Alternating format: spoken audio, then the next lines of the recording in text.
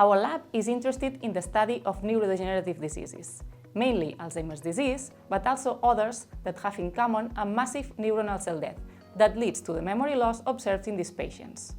For this reason, one of our objectives is to understand why and how neurons die in these conditions, to identify the molecules involved in this process and to test them as possible therapeutic targets. Besides, we know that the brain is not isolated from the rest of the body. Actually, diabetes or inflammatory conditions constitute risk factors for dementia, mainly by the damage of the vascular system.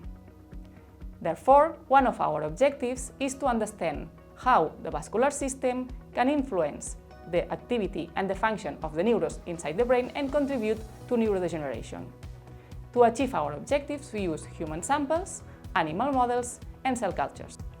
The incidence of neurodegenerative diseases is growing day by day as our society ages, with important consequences in health, social, and economic fields. Thus, it's important to find novel strategies that help us stopping one of the most devastating group of diseases nowadays. We hope that our work will contribute understanding the process of neurodegeneration at the molecular level, how this can be influenced by other systemic conditions, and to find novel therapeutic strategies to help preventing or delaying the onset and progression of this kind of diseases.